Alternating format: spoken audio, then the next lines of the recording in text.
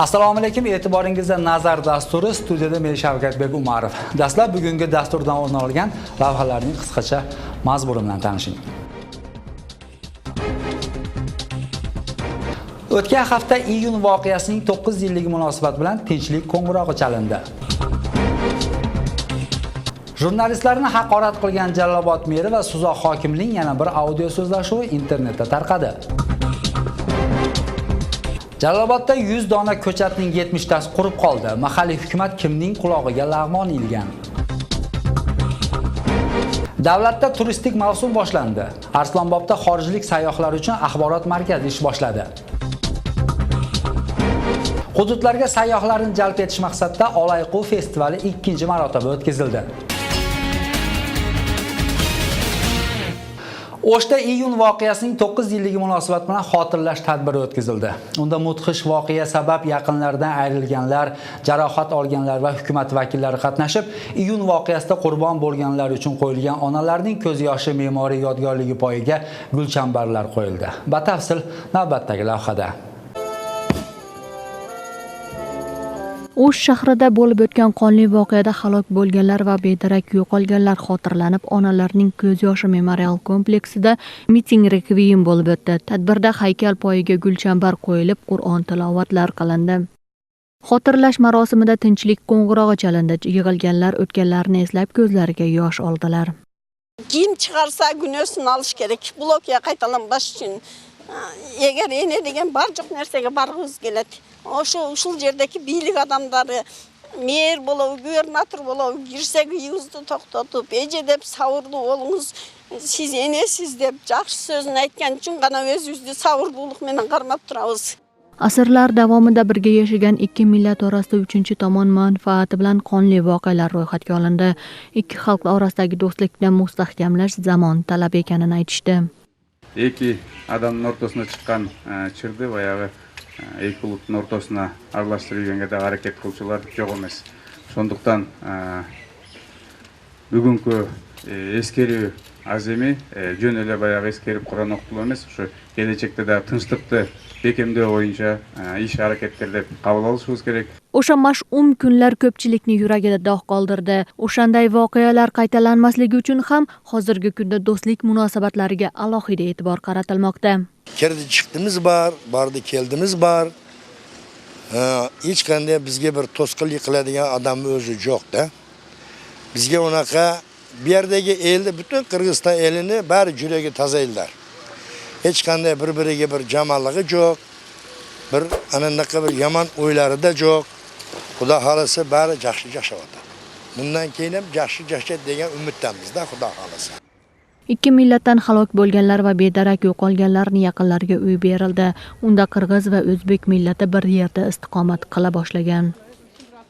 Bizge hech qanday bir soğuştun, bir jaman nersenin keregi жоқ. Daima ынтымақты болғанымыз жақсы.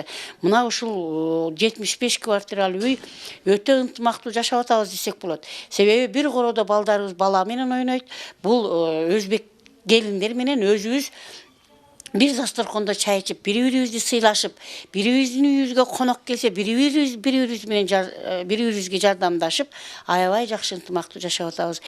Xotirlash marosimida turli millat vakillari bir dasturxonga yig'ildilar. Ular ittifoq bor yerda rivojlanish bo'lishini ta'kidlashdi. Ынтымақ biz, urut bölmey жоқ, başka bölmey жоқ. Dasturxonumuz bir, yaşagan yerimiz bir, bassak köçede birge, birimiz navalız, birimiz surab, şuntib yaşab kelishtabız.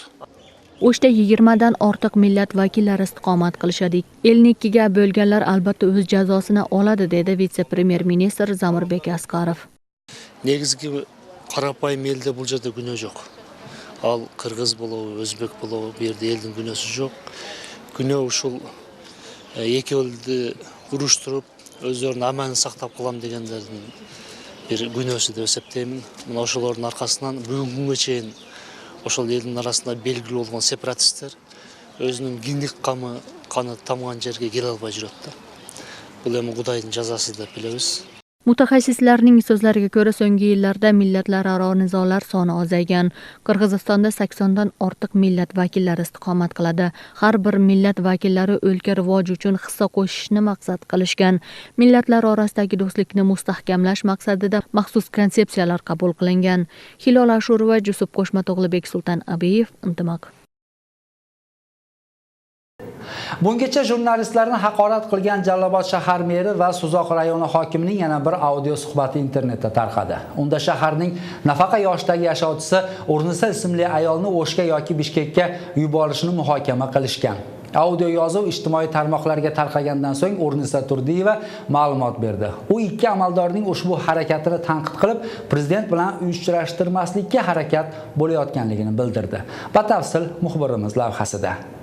Hindistonda turgan anda men boshqa jo'natayim. Shahar. Bishkekka jo'natayim.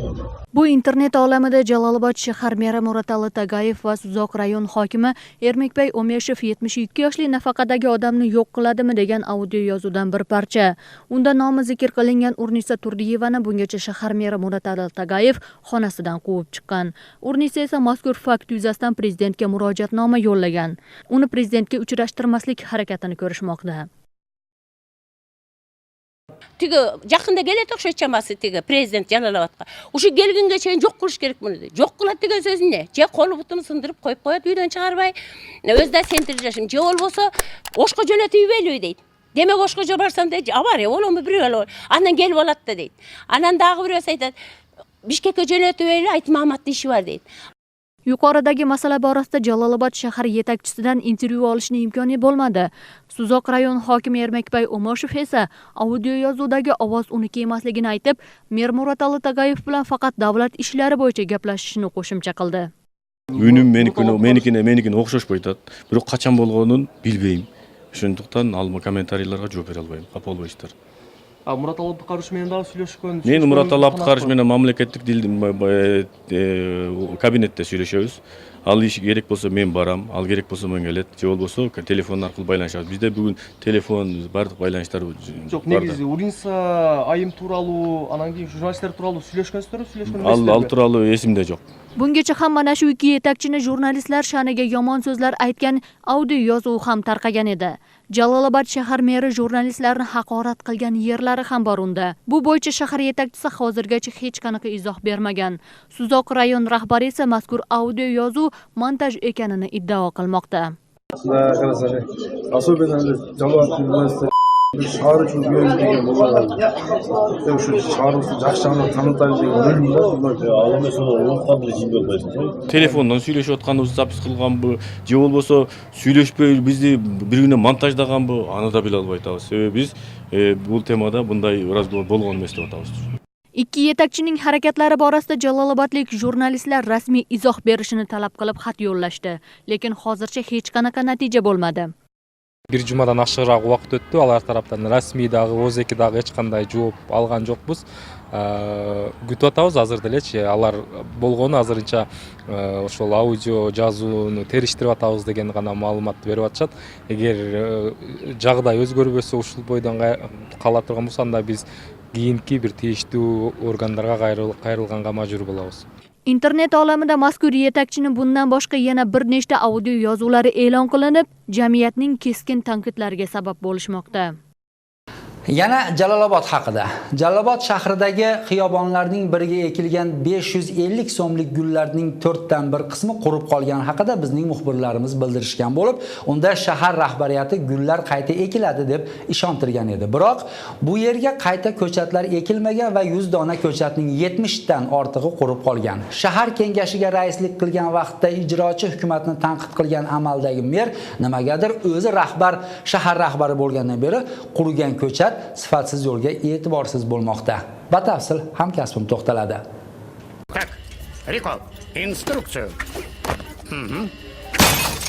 Problema finito. Aliyaga 550 so'mdan yig'ilib sotib olingan 100 tup gortenziyaning 70 tasi qurib qoldi. Agar uni pulini hisoblaydigan bo'lsak 38500 so'm bo'ladi. Bu degani maktabdagi o'rtacha maosh bilan ishlagan o'qituvchining 4 oylik maoshiga barobar. Ko'chatlar narxini oylikka solishtirganimiz ham bekor emas, sababi shahar kengashida raislik qilgan hozirgi mer Muratali Tagayev shahardagi obodonlashtirish kombinatining sobiq rahbariga qurigan daraxtlarni o'rniga maoshingdan ko'chat olib ekasan deya tanbeh bergan edi. 327 so'mda bo'lganda 32700 so'm ақша bo'ladi. Бұл болса жетекші сілер агроном айлыңардан ушул төлөсүң. 160 миң. Ушул жер эгер көп төлөсөң.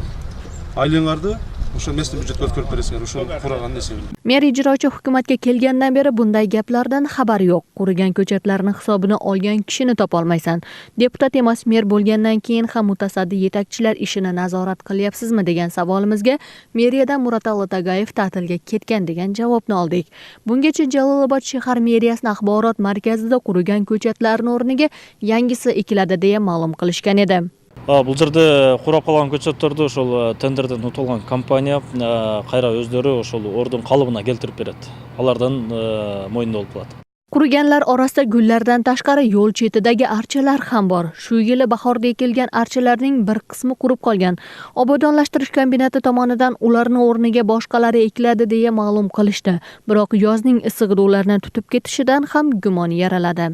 Жайында ексек, мындай 100% көктөйт деп айта албайбыз. Өзү биз аракет кылабыз ошол нерсеничи. Себебинде агрономубузду кошуп берип атабыз, жеринен барып көрүп, жанагындай азыркы малда көктөгөн нерсе мындан ары кароосу жакшы болсо көктөп кетет да. Азыр мындайча айтканда отборочный этаптан өтүп калган көчөттөр болот да. Ta'kidlab o'tsak, Jalolobod shahar obodonlashtirish va ko'kalamzorlashtirish xo'jaligi uchun shahar g'aznasidan 20 million so'm ajratilgan. Mazkur mablag'ga shahar ko'chalari, muassasa korxonalar va dam olish joylari ko'kalamzorlashtiriladi. Jalolobodda unday bo'lsa, O'shda ham hammasi obod emas. Shahar obodonligi uchun qurilgan bino va ekilgan o'simliklarga befarq bo'lgan fuqarolar tomonidan payhon etilib, yangi ekilgan archalarga zarar keltirilmoqda. O'sh shahrining Qorasuv, Rayimbekov ko'chalariga ekilgan archalar yonidan sotuvchilar joy olib, savdo-sotiq ishlarini olib borishadi.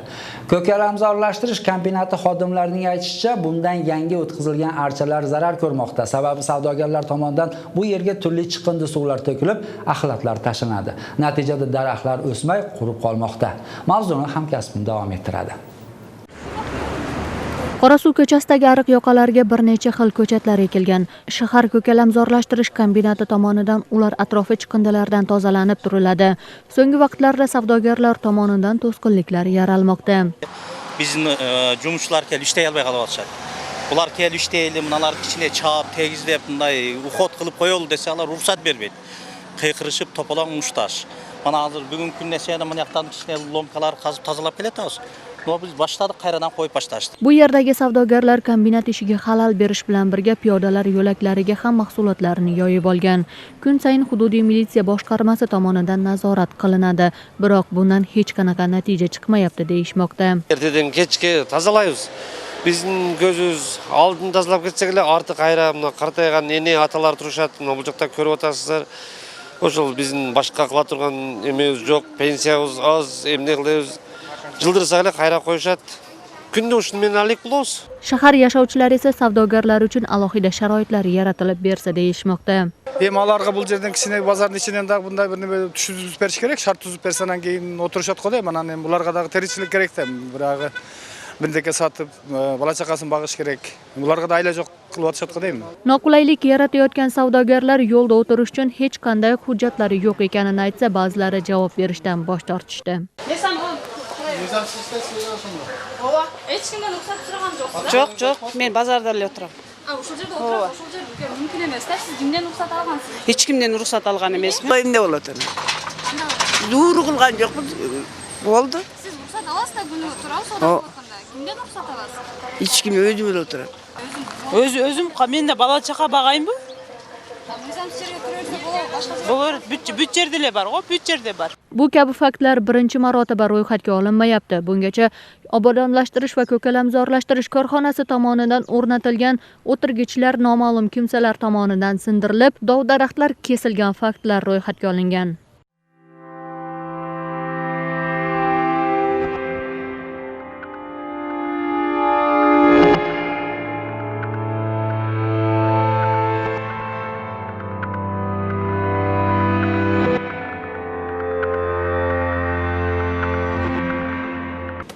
Yo'l bo'yida savdo qilganlar noqulaylik yaratgani uchun 13-iyundan boshlab ularga nisbatan jarimalar solinadi.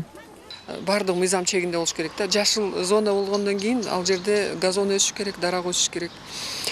Ошого мен кайрылып кетер элем биздин шаардыктарды. Шаардын кооздугу bizga bardığımızga gerek. O'sh shahar ko'kalamzorlashtirish kombinatida 300 ga yaqin xodimlar faoliyat olib boradi. Ular yashil tabiatni asrash bilan birga har kvartalda ta'mirlash ishlarini olib borib kelishadi. Amerika Qo'shma Shtatlarining xalqaro rivojlantirish bo'yicha agentligi USAID Agrogorizont loyihasi Qirg'izistonda qator loyihalarni amalga oshirmoqda. Mazkur loyiha 5 yildan buyon faoliyat ko'rsatib, kichik va o'rta korxonalarni va yangi ish o'rinlarini tashkil etilishda ko'mak ko'rsatib kelmoqda. Navbatdagi lavha mana shu loyiha haqida. USAID hamkorlari orasida Agrogorizont loyihasi asosida qishloq xo'jalik va yengil sanoat sohalarida yangi ish o'rinlarini tuzishga alohida ahamiyat qaratmoqda. Shu maqsadda Aravon Agroservis logistik markaziga moddiy ko'mak ko'rsatib, 33.600 AQSh dollari miqdorida mablag' ajratib bergan. Natijada Aravondagi dehqonlar markazda saqlangan mahsulotlarni xorijga eksport qila boshlashgan. Bugun sizlar shu gilas, qo'qon gilasdan qayra ishlatilishlarini tush keldingizlar. Bu yerda o'zi kapusta, kartoshka, savis, o'shunday siyoqti Aravan rayonida o'sgan jashilcha jemishlar saqtaladi. Fermerlardan to'ptaladi dag'i, undan keyin boshqa Rossiyaga misol eksport qilish mumkin, jergilikli rynoklarda sotilishi mumkin. Grant hisobidan qurilgan muzlatkich 1000 tonnagacha moslashtirilgan. Bu yerda asosan oziq-ovqat mahsulotlari saqlanadi. Aravondagi xalq fermeri kooperativiga 250 kishi a'zo bo'lgan. 67 gektar yerga kartoshka ekiladi. Logistik markazda mahsulotlar sotuvga chiqqunga qadar saqlanib keladi. Kartoshkani bu yil ertaroq bo'ldi. O'sha 4-maydan sotishni boshladik. Boshlanishida местный рынокка sotdik. Keyin Bishkekka sotdik.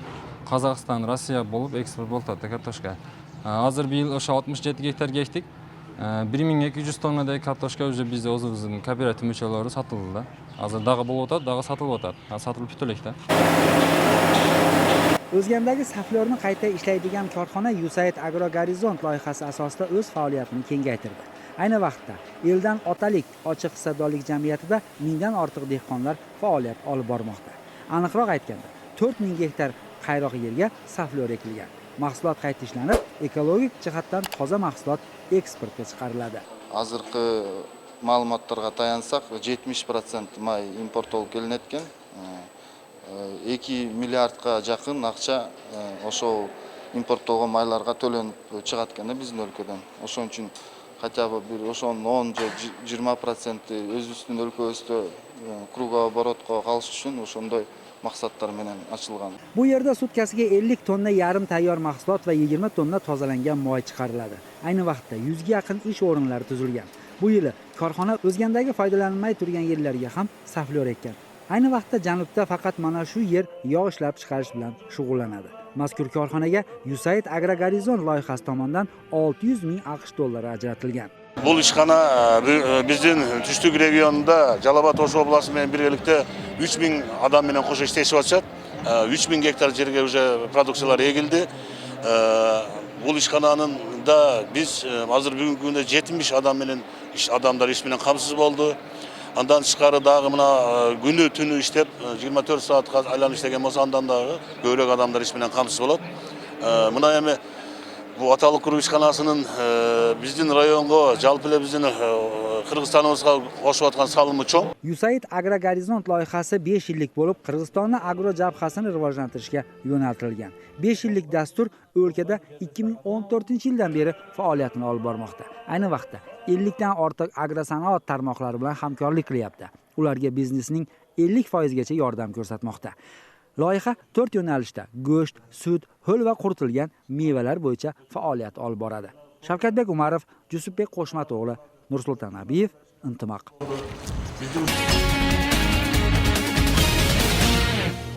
Ko'rsatuvimizni turizm sohasiga oid lavhalar bilan davom ettiramiz. O'lkamizdagi eng yirik sayyohlik maskanlaridan biri bo'lgan Arslonbobda dam olish mavsumi boshlandi. Bu yerga Qirg'izistonning turli hududlaridangina emas, balki turli davlatlardan ham sayyohlar tashrif buyurishadi. Kelgan mehmonlarni qalin yong'oqzorlari, toza havo va 200 metr balandlikdan tushgan sharsharasi o'ziga rom etmay qo'ymaydi. Ko'zni quvontirgan Arslonbobdagi sharsharalar va bu yerdagi dam oluvchilar haqida hamkasbim batafsil hikoya qiladi. Arslonbobda iyun oyidan sentyabrgacha sayyohlar ko'p keladigan mavsum hisoblanadi. Ularning barchasi katta va kichik sharsharalarni ko'rishga shoshadilar. Arslonbobdagi katta va kichik sharsharalarga yo'l tanlamas yoki otlar bilan borish mumkin. Yaxshi bo'lib qolsa bir 2 reyt chiqamiz. Anan 2 yo'l chiqamiz, anan kichkinagina bo'lib qolsa bir 2 yo'l boramiz yaqindaga. Anan mashina ko'p. Anan основной bizda основной ishimiz shu turizm. Turizm, основной ishimiz turizm. Anan joyinda klientlar yaxshi suylab ko'ngilni olib vaqtchasini olib qolsak, anan urushganlar ham bo'ladi. Anan aqchasini berib turganlar ham bo'ladi. Mashinadan tushishimiz bilan xorijdan kelganlarga ko'zimiz tushdi. Ular orasida Gollandiyadan Qirg'izistonga birinchi marta kelgan sayyoh Ork Kamel bor bo'lib, u Qirg'iziston haqida bularni ma'lum qildi. Arslonbob is a nice environment. Arslonbobning yaratilishi ayoy qo'g'oz ekan. Bu yerdagi to'g'lar, sharqirayotgan suvlar o'zgacha jag'imdi. Men Qirg'izistonga alg'achqi yo'li Esaluga kelib jetam. First time in Kyrgyzstan, yes. Dam oluvchilarning asosiy qismi o'lkaning turli hududlaridan kelganlardir. Biz sharsharaga borgan vaqtimizda Norindan kelganlarga duch keldik. Ular Arslonbobning yo'llari nochor ekanini hisobga olmaganda dam olishga qulay joy ekanini ma'lum qilishdi. Ayo yaxshiken, jaqti bu yoq. Sharqratman ko'rol, jer ko'rol, el ko'rol deb жүрөбүз, ошо. Жолу бир аз кыйынга турат экен, негизи жөн азыркы жеңил машиналар менен келе албайт экенсиң чындыгында. Илгерки советский машиналар менен келет экенбиз. Нива эме деген сыяктуу жана УАЗ деген машиналар менен келдик да. Машинабызды жака токтотуп койдук, өзүбүздүн жеңил машиналарыбызды. Arslonbobda ayni vaqtda bitta pansionat va bitta sayyohlik baza ishlamoqda. Mazkur hududda 200 metrdan tushgan va 20 metrdan tushgan katta va kichik sharsharalarni ko'rish mumkin. O'shda esa sayyohlar uchun ma'lumot markazi ishlay boshladi. Shaharga kelgan sayyohlar undagi mehmonxona, dam olish, ovqatlanish joylari va do'konlar haqida barcha ma'lumotlarni olishi mumkin. Sayyohlarga shahar va hududlarning yo'l xaritalari ham beriladi. Ma'lumot markazida chet tillarni bilgan gidlar, tarjimonlar ishlaydi. Bundan tashqari mehmonxona, qahvaxona va restoranlardagi xodimlar mehmonlarga sifatli xizmat ko'rsatishi maqsadida o'qitiladi. Sayyohlar uchun ochilgan ma'lumot markazi haqida navbatdagi lavhada so'z yuritiladi. Meril va Timning Qirg'izistonga kelganiga bir necha kun bo'ldi. Kaliforniyadan kelgan mehmonlar bungacha Qirg'izistonning tog'lari haqida ko'p eshitgan. Ular birinchi marta O'shga tashrif buyurishdi. Unda sayyohlar uchun ochilgan axborot markaziga kelib, O'shdagi mehmonlar dam olish joylari haqida ma'lumot olishdi. Biz Qirg'izistondan to'g'ri turali ko'p o'qchimiz. Анан бул өлкө кай жакта жайгашкан экен деп маалымат топтой баштадык. Биз Ош шаарына бүгүн эле келгендиктен азырынча шарттар тууралуу биле элекпиз. Азыр Сулайман тоосуна чыгалы деп турабыз. Бул жерден маалымат алдык. Али алдыда эс алуу жайларын кыдырат экенбиз. Бара турган жерлерибизди аныктап алдык. O'shda turistlar uchun ma'lumotlar markazi ochildi. Bu yerga murojaat qilgan turistlar shaharning hududiy kartasini olishadi. Qaysi yerda dam olish markazlari bor, ularning baholari qanday, mehmonxonalar tizmasi hamda adreslari belgilangan. Компаниялар болот. Биз мисалы гидтердин базасы, бүт ошолор тууралуу бизде маалыматтардын базасы бар. Биз ошолорду келген туристтерге акысыз ошолор менен бөлүшүп беребиз. Туристтерди бир күнгө болсо дагы көбүрөөк Ош шаарында алып калган аракет жасап атабыз. Себеби бир күндө дагы туристтердин бир күндүк бүгүнкү күндөгү чыгашасы орто эсеп менен $15-20 түзөт да. Бизге ошол ар бир келген турист эч болбосо бир күндө ошол $20 таштап кетсе, шаарыбызга бул чоң киреше да. Axborot markazida xorij tillarini yaxshi bilgan volontyorlar sayyohlarga xizmat qilishadi. Ular ko'zga ko'ringan joylar haqida kelgan turistlarga ma'lumot berishadi. Bu yil biz professional bloggerlar alып келебиз чет мамлекеттен. Алар өтө профессиональный блогерлер, алар өздөрүнүн страничкасында миллионго чейин подписчиктер бар. Алар бир эле статьяны кылганда ошол статьяны бир нече туристтер көрүп, ошолор көргөндөн кийин ошолор рекомендовать этип жазат. Ушул жерге барсаңар жакшы жаманны толук жазып берет. Быйыл Истанбул Oş Dushanbe reis koyular. Ушундай рейстер буйрса, переговордун негизинде коюлса, бир нече поток туристтер көбөйөт. Mehmonxona, kafe, restoranlardagi xizmat ko'rsatish sifatini yuqorilatish maqsadida tez-tez o'qitishlar bo'lib turadi. Bunday tashabbusni Proonning moddiy ko'magi bilan amalga tatbiq etilmoqda. O'sh shahrida sayyohlik mavsumi har yilga solishtirganda bu yili erta boshlandi. O'tgan yili O'sh shahriga kelgan turistlar soni 14 mingga yetgan bo'lsa, bu yili ularning soni 20% ga oshgan. Sayyohlar Qirg'izistonga asosan Germaniya, Fransiya va boshqa Yevropa davlatlaridan kelishadi. Bobur Tojiboyev, Mahburat Alibayeva, Bayastan To'xtorbayev, Intimoq. Qirg'iz milliy qadriyatlarini saqlashga, madaniyatini rivojlantirishga yo'naltirilgan Olayqo festivali o'tkazildi. Festivalda hunarmandchilik buyumlari, to'qilgan gazlamalar, milliy taomlar ko'rgazmaga qo'yilib, konsert dasturi va milliy ot o'yinlari tashkil qilindi. Bishkek shahridan kelgan Musa Jang'aziyev nomidagi Qo'g'irchoq teatri bolalarga xushkayfiyat bag'ishladi. Hay, tabir versem tügenbeyt. Vaqt bizga chekkeli. Alaykuda ikkinchi marotaba Alayku festivali tashkil etildi. Unda bolalar o'yinlari karvoni ham o'rin olib, kichkintoylar uchun spektakl qo'yildi.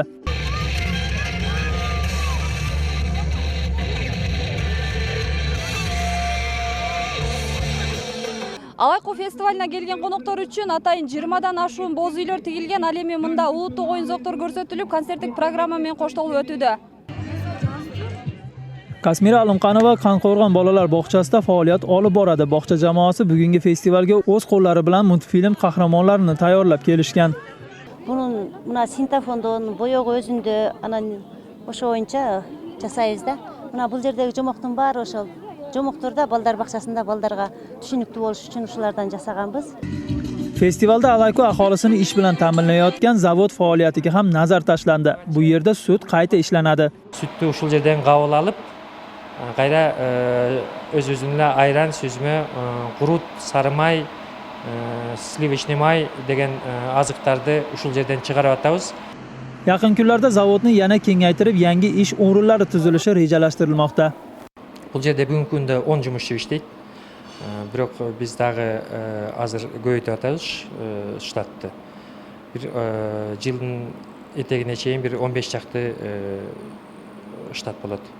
Алайку районунда жайгашкан сүт заводуна атайын жергиликтүү тургундар сүт азыктарын алып келип тапшырышат экен. Ал эми ишкана тарабынан момундай аппараттардын жардамында лабораториядан өткөрүлүп алынат.